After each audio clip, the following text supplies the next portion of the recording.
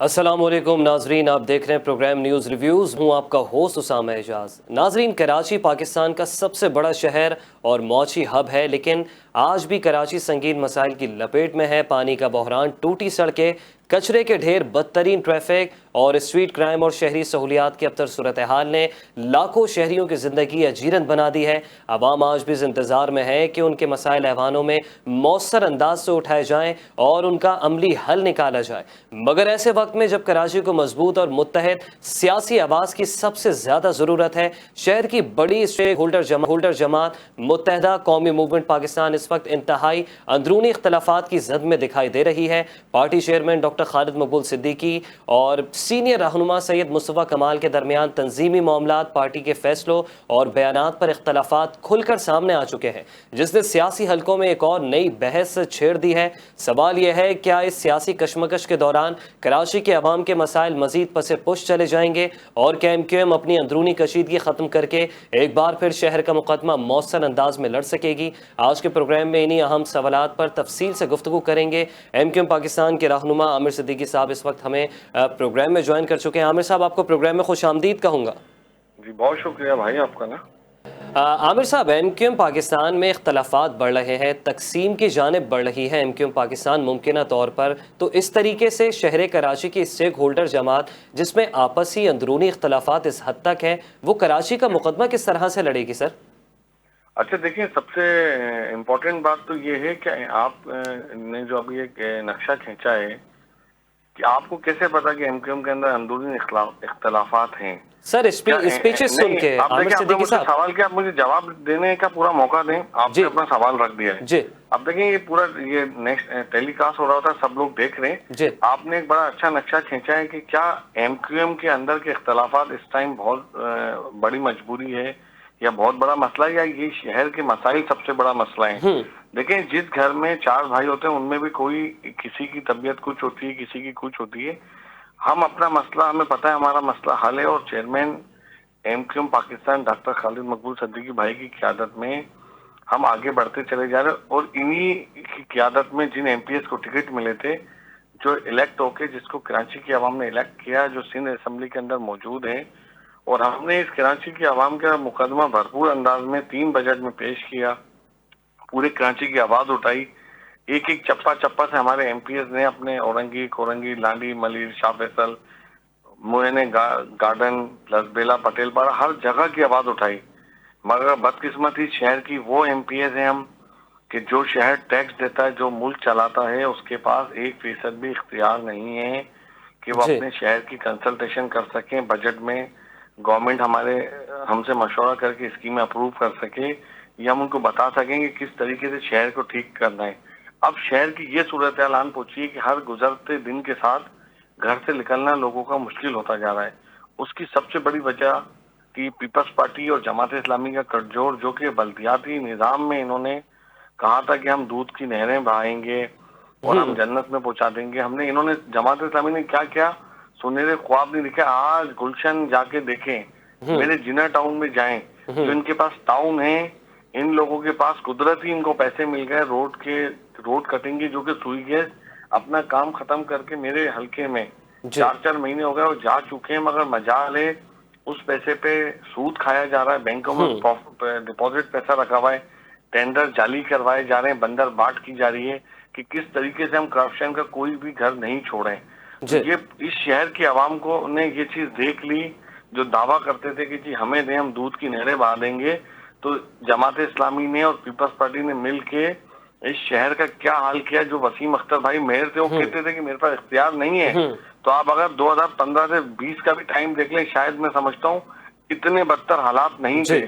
जिस जगह पे इन दोनों ने पहुंचा दिया है शहर को, अब तो मैं कहता हूँ कि कोई अगर अपनी ऐनक उतार ले और कैमरा और माइक लेके चला जाए किसी भी गली में, कोई UC वार्ड कहीं पे भी, कोई मुझे बता दें कि कोई वहां पे लोग गालियां दे रहे हैं, बद्दुआएं दे रहे हैं, यानी वो जबान इस्तेमाल कर रहे हैं कि हम ठीक नेशनल है, TV पे बैठ के दोहरा भी नहीं सकते। ठीक है, ठीक है। आमिर साहब, आप साथ मौजूद रहिएगा। इस वक्त कानूनदान तज़ियाकार बैरिस्टर हसन खान भी हमें प्रोग्राम में ज्वाइन कर चुके हैं। हसन खान, आपको प्रोग्राम में खुश आमदीद कहूँगा। जी, बहुत शुक्रिया उसामा भाई। आवाज़ आ रही है आपको? जी, जी। अच्छा हसन खान साहब, एक शहर है, मुल्क का तिजारती, मौशी, इक़्तिसादी हब है, मुल्क का मौशी इंजन है, इस मुल्क को चला रहा है, रेवेन्यू यहाँ से बड़ी जो है वो तादाद में जनरेट हो रहा है, फिर भी बुनियादी सहूलियात इस शहर में नापैद क्यों हैं? कहाँ पे लूपहोल्स दिखाई दे रहे हैं? उसामा भाई देखें, ये बहुत बड़ा अलमिया है कि एक शहर जो वफाक को 75% और सूबे को 98% जो है वो टैक्स कलेक्शन के अंदर कंट्रीब्यूट करता है, हुँ, और ये कितना हुँ। अफसोसनाक अमल है कि उसी शहर का एक अवामी नुमाइंदा आज आपके चैनल पे बैठ के आमिर सिद्दीकी भाई अपनी बेबसी का इजहार कर रहे हैं, और ये कहने पे बेचारे हद बजानिब हो गए हैं कि हम उस बदकिस्मत शहर के अवामी नुमाइंदे हैं जिनकी आवाज असेंबली में सुनी नहीं जाती। हुँ, तो इससे अंदाजा लगाया जा सकता है कि एक अवामी नुमाइंदे का मतलब है कि वो अपने हल्के की नुमाइंदगी करते हुए अपनी बेबसी का इजहार कर रहा है। जी। तो आप इससे अंदाजा लगा सकते हैं कि यहाँ पर जो सूबे की सबसे बड़ी ऐवान है वो सूबे की सबसे बड़ी औताक बन के रह गई है, हुँ, कि जो एक मंसूबा, ये K4 का मंसूबा जो जब लॉन्च हुआ था तो 40 अरब जिसकी लागत थी, आज वो 400 अरब रुपए का बन गया है। वो हुँ। कंप्लीट करने के बजाय उसको वफाक के हैंड ओवर कर रहे हैं। यहाँ 65 अरब रुपए का शाहराह भुट्टो तो तैयार किया जा रहा है, लेकिन इनसे K4 का मंसूबा, BRT लाइन का मंसूबा, अंडरपासेस, करीमाबाद का अंडरपास अगर आप देखें तो वो किस तरीके से इन्होंने डिजाइन किया है, तो ऐसा नहीं लगता कि किसी सिविल इंजीनियर से वो करवाया हो, बल्कि ऐसा लगता है कि मुर्तजा वहाब साहब जिससे कमीशन लेते हैं उसको ये कट लेकर किसी ठेकेदार को और उसके मजदूरों को लगाकर जी। बगैर स्पेसिफिकेशंस के, बगैर सारी लेंथ की मेजरमेंट्स के इन्होंने जो है उसको बनाया है। आज हाल ये है कि मेजॉरिटी जो कराची के शहरी हैं वो जहनी तौर पे डिप्रेशन का शिकार हैं, फ्रस्ट्रेशन का शिकार हैं, कमर के मर्ज में मुब्तला है कि हर 2 हफ्ते 3 हफ्ते बाद फिजियोथेरेपी लेनी पड़ती है। और इसका बयान की इंडोर्समेंट तो आबिद शेर अली साहब ने भी अपने रीसेंट बयान में करी कि जब जब मैं कराची जाता हूं तो वापस आके फिजियोथेरेपी करनी पड़ती। उसके बाद भी इनकी ओडेसिटी आप चेक करें कि ये फ्लोर ऑफ द हाउस शरदीन मेमन साहब खड़े होकर ये बात करते हैं कि कराची समेत सिंध की अगर कोई एक शाहरा खराब है या टूटी हुई है तो मैं जो है वो माफी भी मांगूंगा और इसके ऊपर जो असेंबली लायबिलिटी लगाएगी मैं वो भी करूंगा। तो क्या इनको कराची की औरंगी की सड़कें, गुलशन इकबाल की सड़कें, BRT लाइन की जो हसन स्क्वायर जो मंसूबा अब इन्होंने नाअहली से FWO को दे दिया, और अब FWO को भी समझ में नहीं आ रहा कि जो मंसूबे का इन्होंने हाल किया है तो हम कहां से इसको स्टार्ट करें और कहां पे इसको कंक्लूड करें। इन्होंने लातादाद मंसूबे, और माशाल्लाह मेयर कराची को देखे तो वो कभी साइकिल पे जो है वो वार्ड बॉय बन के घूमने लग जाता है, कभी उसको देखें तो सिटी वार्डन बन के स्कूटर लेके घूमने लग जाता है, कभी उसको देखा जाए तो फायर तो हसन ब्रिगेड की साहब, गाड़ी चलाने लग जाए। मतलब ये क्या गलत है? शहर के ये अमल गलत है क्या मेयर कराची का? जनाब आप कर क्या रहे हैं? बात ये है ना, आपका जो काम है वो आपसे हो नहीं रहा। फादर ऑफ द सिटी थोड़ी है, फिर आप तो जोकर ऑफ द सिटी का किरदार अदा कर रहे हैं। फादर ऑफ द सिटी का किरदार ये होता है कि वो शहर के अपने बच्चों के दर्द पे मरहम रखे और उनके जो इश्यूज हैं, उनके जो ग्रीवेंसेस हैं उनको एड्रेस करें। यहां पर इनॉग्रेशन के लिए इतने डिपार्टमेंट्स हैं, आप इनॉग्रेशन करें, कोई आपको नहीं रोक रहा, लेकिन आप जिस तरीके के लातादाद मंसूबे आपके इनकम्प्लीट पड़े हुए हैं, आपकी कोई एक डायरेक्शन नहीं है कि टेक्निकल मैकेनिकल की पोस्ट पे आपने जो अफसरान तैनात किए हुए हैं वो उनकी डिग्रीज उसकी नहीं है, वो उस डिग्रीज में फॉल नहीं करते। 18-18 ग्रेड वालों को आपने 20-20 ग्रेड की पोस्टिंग देके रखी हुई है। सीओ वाटर कॉर्पोरेशन का नोटिफिकेशन मौजूद नहीं है, उसको टेक्निकल पोस्ट के बजाय उसको पास ग्रुप से लेकर आया। तो ये तो सिंध के अंदर एक वडेराना और अजारादारी अपनी इन्होंने लगा दी। ठीक है हसन खान, मैं आता हूं आपकी जानिब। इस वक्त जमात इस्लामी के सीनियर रहनुमा सैफुद्दीन एडवोकेट साहब भी हमें प्रोग्राम में ज्वाइन कर चुके हैं। सैफुद्दीन साहब, आपको खुश आमदीद कहूँगा शो में। जी बहुत शुक्रिया।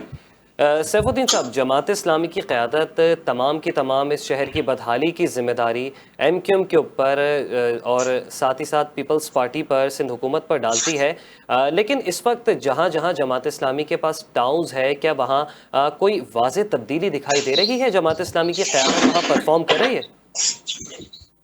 बिस्मिल्लाहिर्रहमानिर्रहीम। देखिए, बात यह है कि जमात इस्लामी के जहाँ टाउन्स हैं वहाँ का मुआयना कर लें, वहाँ का दौरा कर लें, उनसे आप प्रेजेंटेशन ले लें, और जो टाउन पीपल्स पार्टी के पास हैं जो शहर पूरा पीपल्स पार्टी के पास है उसका जायजा ले लें आप, जी और जो वसाइल पीपल्स पार्टी के पास हैं, जो जमात इस्लामी के पास हैं, जी उसको आप कंपेयर कर लें। उससे आपको अंदाजा हो जाएगा कि जमात इस्लामी की कारकर्दगी अल्हम्दुलिल्लाह 100% से भी बढ़कर है, 100% से भी। और पीपल्स पार्टी जिसके पास तमाम वसाइल हैं और 18 साल से हैं, तमाम इख्तियारात हैं, जी तमाम इदारे हैं, उसकी कारकर्दगी आप देख लें। यकीन माने कि कराची इस वक्त एक मजलूमों का शहर है। मैं अभी इस वक्त कराची से बाहर गया हुआ था, इस्लामाबाद, लाहौर और दूर दूर तक गया।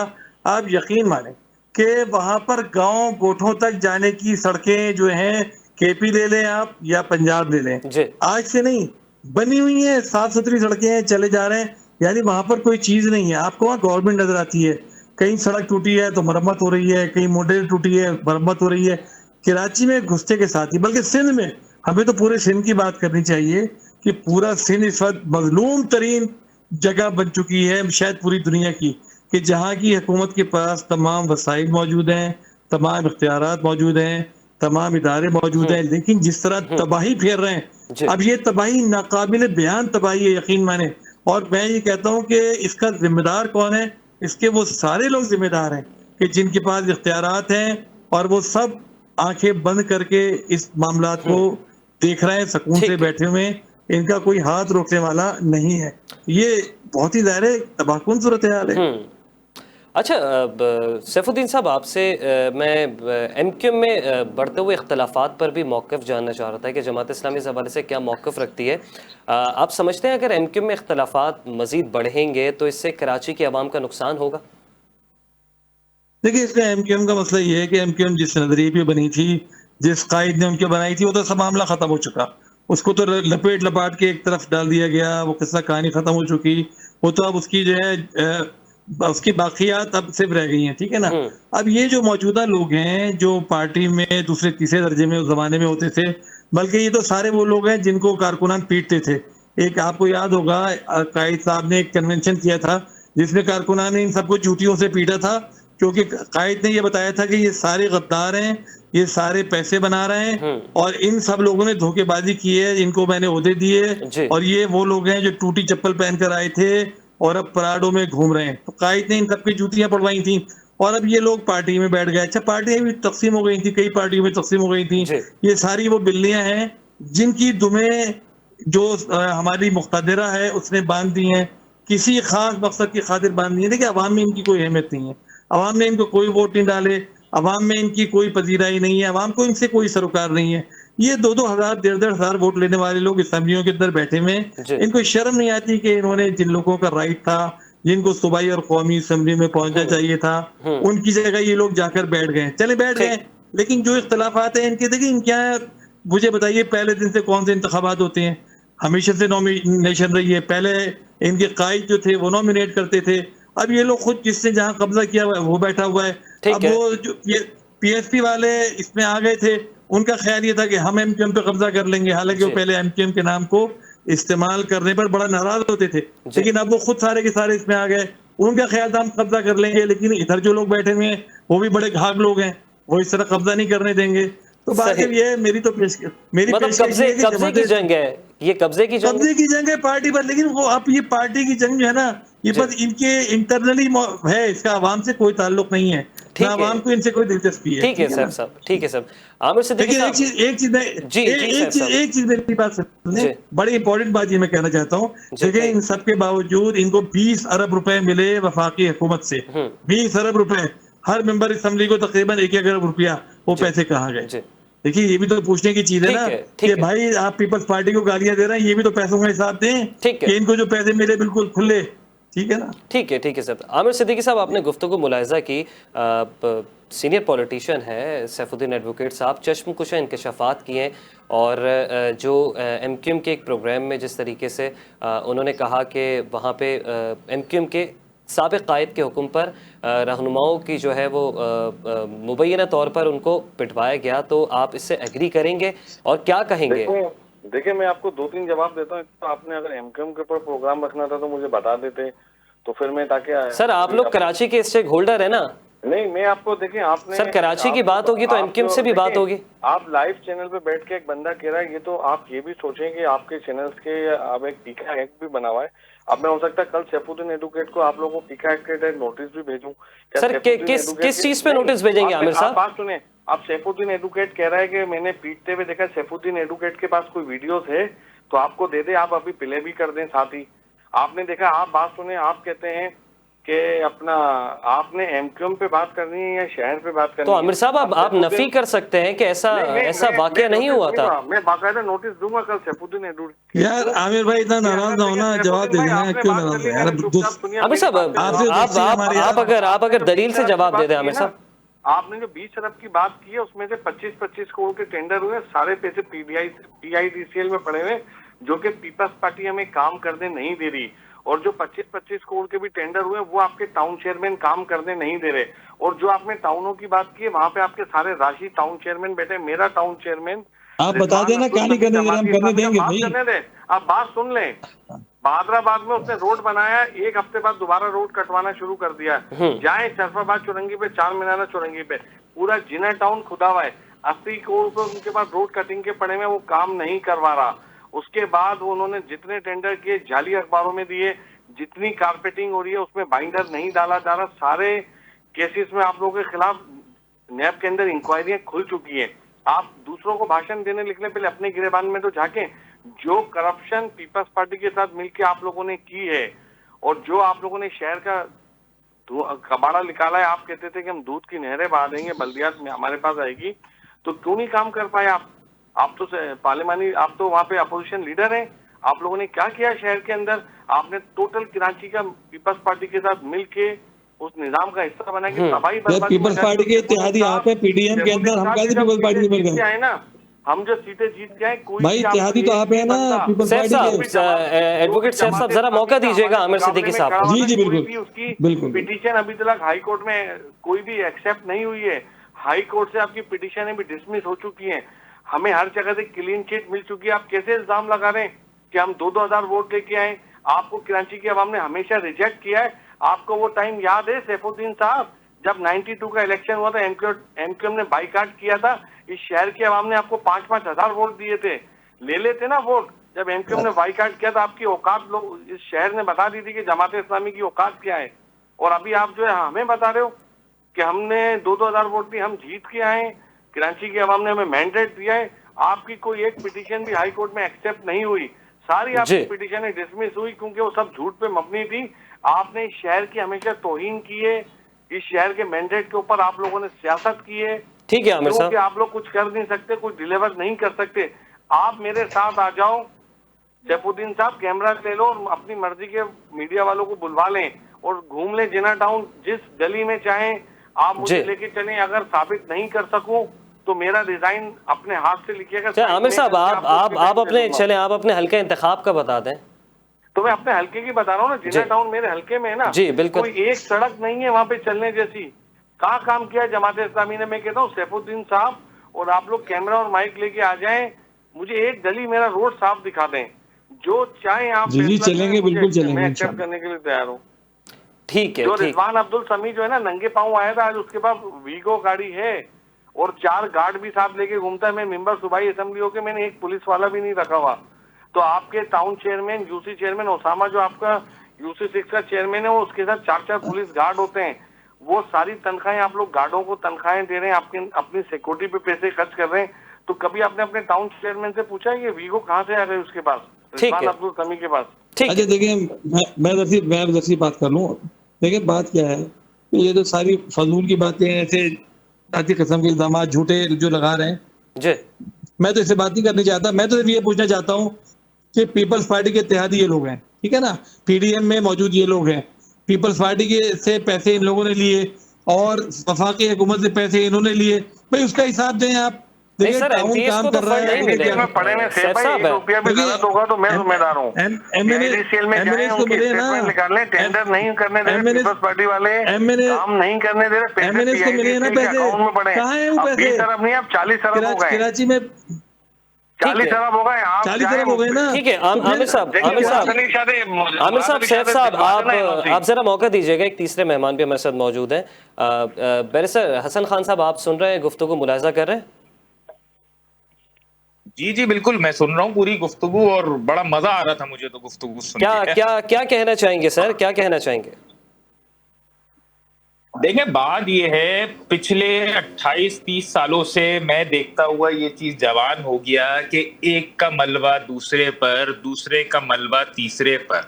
जी। अब अगर मैं जमात इस्लामी की बात करूं तो उसामा भाई, जमात इस्लामी मीडिया पे कुछ कहती है और फिर उसके बाद अगर मैं उसका बिल्कुल वाइस वर्सा जाऊं तो बहुत सारी कराची की जो इमारतें ढेर हुई हैं, डिसॉल्व की गई हैं, और उसकी जो पिटीशंस लगी हुई थी उसमें जमात इस्लामी कहीं ना कहीं पिटीशनर भी रही है और कहीं ना कहीं इंटरवीनर भी रही है।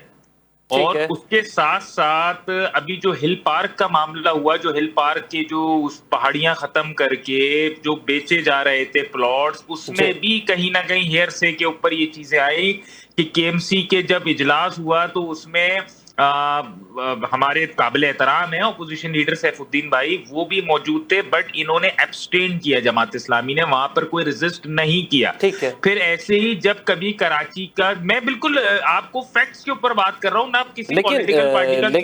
लेकिन हसन साहब, ये खबर भी तो जमात इस्लामी ने ब्रेक की थी ना कि हिल पार्क के जो अहाता है वहां पे कमर्शलाइजेशन हो रही है, तो इस चीज का क्रेडिट तो जाता है कहीं ना कहीं, चाहे वहां के यूसी चेयरमैन ने ये खबर ब्रेक की। देखें, अब वो अगर उसने पर्सनल कैपेसिटी में स्टेप लिया हो तो मैं खराज तहसीन पेश करता हूं, बट जो कलेक्टिव इंफॉर्मेशन गैदर हुई थी उसमें एमक्यूएम ने भी पर्सनल कैपेसिटी में, हसन भाई देखिए, आप खुद कह रहे हैं पर्सनल कैपेसिटी में नहीं, जमात इस्लामी ने 20 पिटीशन दाखिल किए हैं कराची के मसाइल पर। बिल्कुल मुझे आइडिया हो रही थी ये ना, मैं अपनी और हमने सुन ले, हमने एब्सटेन नहीं किया था। ये आपसे किसने कहा कि हमने एब्सटेन किया था? हमने भरपूर एहतियाज किया था। मेरी तकरीर पूरी रिकॉर्ड के ऊपर मौजूद है जो मैंने की, और एक एक मौजूद पर बात की मैंने। मैं अपनी बात कंप्लीट करूं। ठीक है हसन साहब, आप बात कंप्लीट कीजिएगा हसन साहब। अच्छा, उसके बाद फिर अब जाहिर सी बात है, अब कराची में देखें, आप एक चीज सियासी हकीकत को डिनाई नहीं कर सकते कि अगर सिंध गवर्नमेंट पीपल्स पार्टी की है तो ऑपोजिशन जो है वो एमक्यूएम की है, और करंट लोकल गवर्नमेंट की जो मेजॉरिटी टाउन्स हैं वो जमात के पास है। तो ये तीन पॉलिटिकल रियलिटी तो एंटाइटलमेंट जो है वो एग्जिस्ट करती है ना शहर में। तो मेरा मशवरा ये है कि बिसाइड ऑफ पॉलिटिकल बैशिंग, के पॉलिटिकल बैशिंग से हटके बिल्कुल आप एक दूसरे पे पॉलिटिकल जो है वो अपनी आइडेंटिफिकेशंस करें, आइडेंटिफाई करें इश्यूज को, बट एक जगह आपको बैठना पड़ेगा इन तमाम मसाइल का हल निकालने के लिए। क्योंकि देखिए, अभी कराची में जब सूबे की बात चली थी, कराची में जब फेडरल टेरिटरी की बात अभी चल रही थी, असेंबली के अंदर ये बात की गई कि पाकिस्तान पीपल्स पार्टी ने उस पर आइन से मुतसादिम करारदाद पास कर दी, पेश कर दी। उस पे भी जमात इस्लामी का कहीं से भी कोई निकलकर स्टेटमेंट, जो इनका फारूक साहब हैं जो असेंबली के मेंबर हैं मोतबर, उनका कोई स्टेटमेंट रिकॉर्ड पर नहीं आया। तो कराची एक जगह जमात इस्लामी अगर इसी पे एक धरना कर दे कि भाई एक जगह गिलगित बल्तिस्तान को तो सूबा बनाने की करारदाद पास की जा रही है, वो भी तो आइन का हिस्सा है कि 5वें सूबे की दर्जा दे, लेकिन सिंध के अंदर जब कराची सूबे की बात आती है तो फौरन पाकिस्तान पीपल्स पार्टी कहती है कि हम सिंध को तकसीम नहीं होने देंगे। तो क्या गिलगित बल्तिस्तान का जो सूबा है वो, क्या फिर कल के गिलगित बल्तिस्तान वाले भी खड़े हो जाए कि नहीं हम जो है वो ऐसा? अच्छा, वो तो वैसी सूबे की हैसियत रखते हैं। तो इस चीज को कंस्ट्रक्टिवली देखना चाहिए कि आपको एक, तो हसन साहब, आप इस हक में हैं कि कराची को सूबा बनाया जाए या फौज के हवाले किया जाए या फेडरल टेरिटरी बनाया जाए? फौज के हवाले तो मैं नहीं कहूंगा, ये अल्फाज बहुत, being a lawyer, being a member of the sir, शहर की दरो दीवार पर ये नारे दर्ज हैं। देखिए, वो तो पॉलिटिकल नारे बहुत होते हैं, बट अगर मैं फैक्चुअल और एक्चुअल सिचुएशन में जाऊं तो हमारे आइन में कहीं ये चीज मौजूद नहीं है ना, एक्सेप्ट ऑफ आर्टिकल 245 जो कॉन्स्टिट्यूशन का, जिसमें ये मौजूद है कि फेडरल गवर्नमेंट डायरेक्टिव्स देगी तो आर्मी या फौज जो है वो इंटरवीन करेगी और आएगी शहरों के अंदर। बट डेमोक्रेटिक जमहूरी ममालिक में, डेमोक्रेटिक प्रोसेस में, इलेक्टोरल प्रोसेस में ये होता है कि आप अमेंडमेंट्स के जरिए, और व्हाई नॉट यार, कराची क्यों नहीं सूबा बन सकता, कराची यूनियन टेरिटरी क्यों नहीं बन सकता, जब हमसे बड़े बड़े, हमसे छोटे छोटे ममालिक के अंदर जितना हमारा शहर है 4 करोड़ की आबादी का। अच्छा ये भी अलमिया है कि जी। पीपल्स पार्टी हो, जमात हो, एमक्यूएम हो, सब फ्लोर ऑफ द हाउस खड़े होकर ये बात कहते हैं कि कराची की आबादी 4 करोड़ है, ठीक है, लेकिन फिर भी ये कहते हैं कि नहीं 2 करोड़ 7 लाख जो है वो काउंसिल ऑफ कॉमन इंटरेस्ट में, तो क्या आप उसको रिवर्ट नहीं कर सकते? ठीक है। आप कोई ऐसा मैकेनिज्म नहीं बना सकते कि कर, लेकिन अगर ये नहीं हुआ ना उसामा भाई, मैं लिटरल बता रहा हूं आपको, मैं आपको एक कराची के शहरियों की, नौजवानों की आवाज बता रहा हूं कि अगर अभी भी कराची के बारे में सोचा समझा नहीं गया, ऐसी जमीनों पे कब्जे होते रहे, ऐसी थाने ठेकों पे, चौकियां ठेकों पे चलती रही, ऐसी गैर मकामियों को भर्ती करते गए, लोकल गवर्नमेंट का निजाम नहीं होगा, तो कराची के अंदर इंटरनल डिस्टर्बेंस, अनार्की की सूरत हाल बहुत जल्दी क्रिएट हो जाएगी, और उसकी जिम्मेदार फिर सिंध गवर्नमेंट नहीं होगी मेरी नजर में, उसकी जिम्मेदार हर वो स्टेक होल्डर जमात होगी जो यहाँ से रिप्रेजेंटेशन रखती है अपने पास। ठीक है हसन खान साहब, आपका मौक़िफ़ आ गया। आमिर सिद्दीकी साहब, आप क्या कहेंगे? क्या शहर कराची को सूबा बनाया जाए? आप हक में हैं, आपकी जमात इसके हक में, या फिर कराची के हालात जो हैं वो बेहतर हो जाएं? 18 अमेंडमेंट के बाद आपको लगता है कि शहर में जो लोकल बॉडीज़ का जो निज़ाम है वो उस तरीके से बाइख्तियार होगा जैसे इससे पहले हमने दौर देखा नेमतुल्लाह खान साहब का, सैयद मुस्तफ़ा कमाल साहब का, तो आपको लगता है कि ऐसा होगा?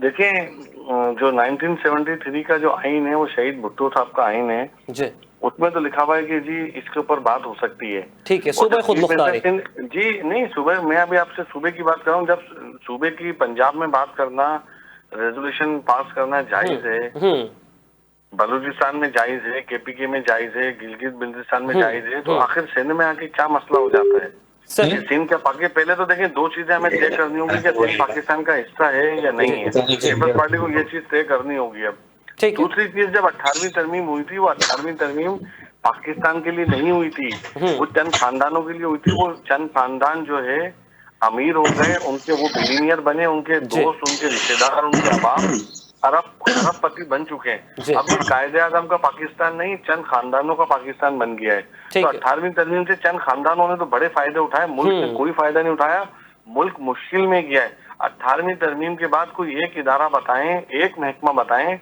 जिसपे सिंध गवर्नमेंट ने कोई ऐसी मिसाली चीज कर दी हो, उसके तालीम के इशू 100% हल हो गए हो, हेल्थ का इशू हल हो गया हो, ट्रांसपोर्ट के मसाइल हल हो गए हो। अच्छा आमिर साहब, सेफ सिटी के ऊपर बहुत बात होती है, सेफ सिटी मंसूबे के ऊपर बहुत बात होती है।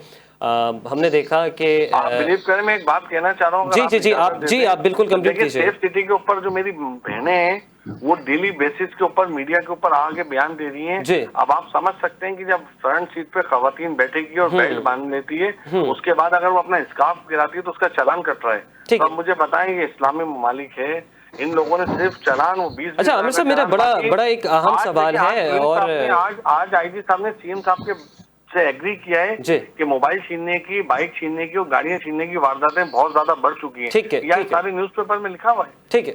अच्छा आमिर साहब, नए नाज़िमाबाद से अजान इख्वा हो जाते हैं, खारों से मिलते हैं, सेफ सिटी मंसूबे के ऊपर अमल दरामद जारी है और बड़ी बड़ी बातें होती हैं, तो आपको लगता है कि एक नए नाज़िमाबाद से बच्चा इख्वा हुआ, कराची क्रॉस करके वो उसको घारों तक ले गए, तो कहाँ है सेफ सिटी मंसूबा? सर मुझे बताएं कि शारा फैसल के अलावा सेफ सिटी कहाँ पे है?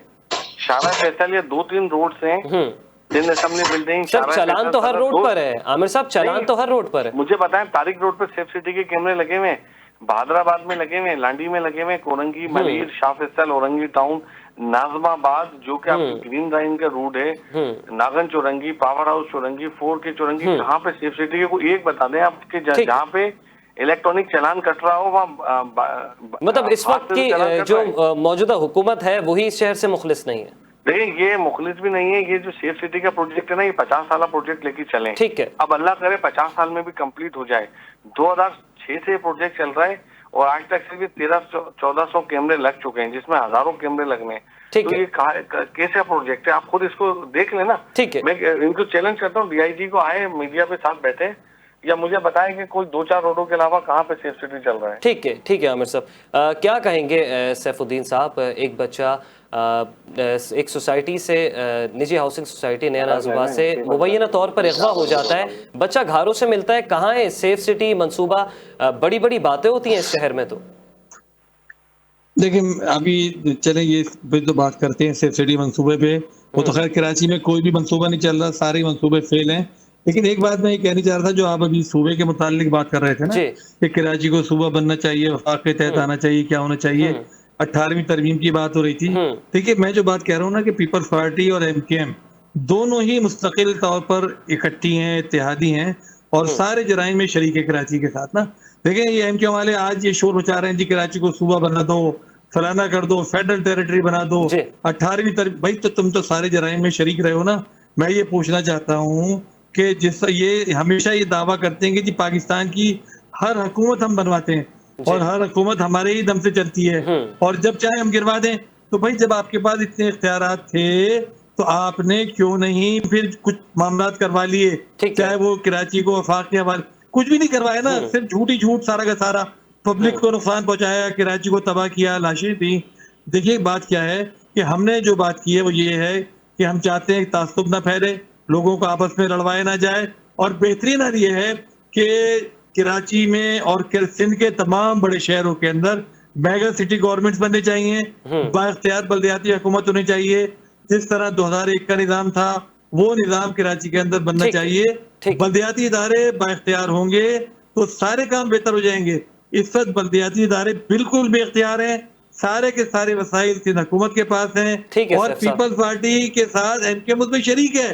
2013 का जो एक्ट बना था, उस वक्त ये असेंबली में बैठे हुए थे, उस वक्त डेस्क के बजा रहे थे MKM वाले। तो ये जो पूरे के पूरे जराइम है सारे के सारे, और 18वीं तरमीम के तहत सारे पैसे सूबों को जो मिल रहे हैं, भाई वो सब तय करवाना चाहिए था। अभी आपने मर्दमशुमारी की बात की, मर्दमशुमारी कराची की 2 करोड़ आपने अभी बयान फरमाई है। भाई, ये जुर्म किसने किया है? MKM और पीपल्स पार्टी ने मिलकर कराची के साथ ये जुर्म किया है। इससे पहले कराची की आबादी 1 करोड़ 40 लाख हेक्टेयर की थी। हमने तो पूरी मुहिम चलाई थी इसके लिए कि कराची की आबादी जो सही है उसको गिना जाए। ठीक है, 53 यूसीज का क्रेडिट तो MKM पाकिस्तान को जाता है सर साहब, 53 यूसीज बाजियाब करवाई। अरे भाई, वो 53 यूसीज है कहाँ?